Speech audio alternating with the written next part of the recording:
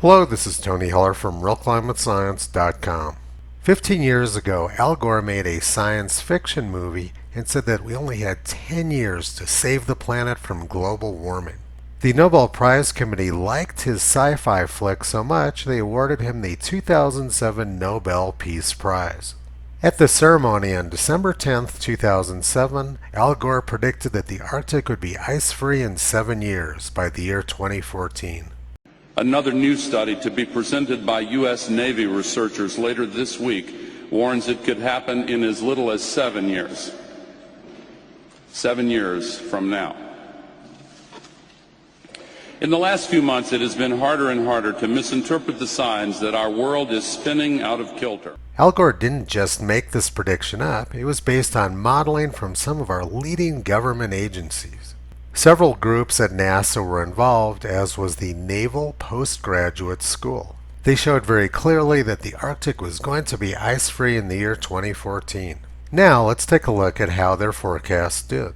The red line shows the 365-day mean of Arctic sea ice extent going back to the beginning of 2007, the year Al Gore won his prize. Not only didn't the Arctic become ice-free in 2014, but there's actually more ice now than when Al Gore made the prediction in 2007.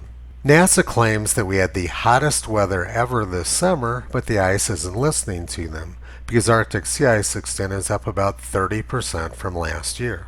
If our leading government experts are correct, ice must form when it's really hot outside.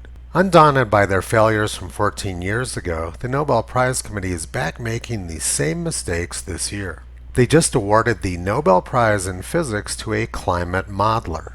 One might have thought that after their 2007 failure, they would have learned that they can't trust climate modelers. Climate models are very similar to weather models, and everybody knows that weather models are only good for a few days.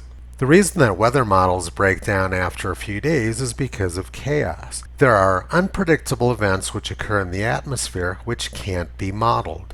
Apparently, the Nobel Prize Committee believes that the same atmospheric models which break down after several days are somehow accurate 100 years in the future.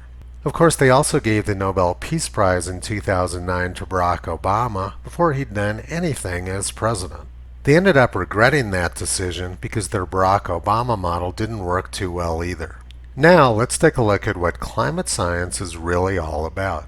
Dorian Abbott is a climate scientist whose lecture was canceled at MIT. The reason they canceled him was because he argued for academic evaluations based on academic merit. He believed that science should be done based on science rather than political considerations, which is not acceptable in climate science. MIT gave in to an angry lynch mob on Twitter.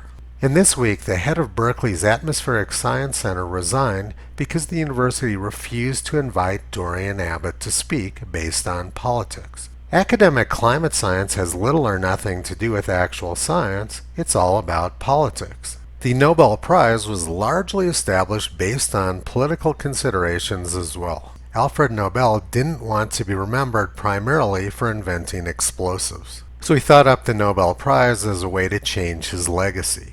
And the reason there's no Nobel Prize in geology is because his wife was having an affair with a geologist. Toto has been pulling back the curtain on climate junk science for the past 13 years. You can visit him, Curie, and Caesar on the web at realclimatescience.com.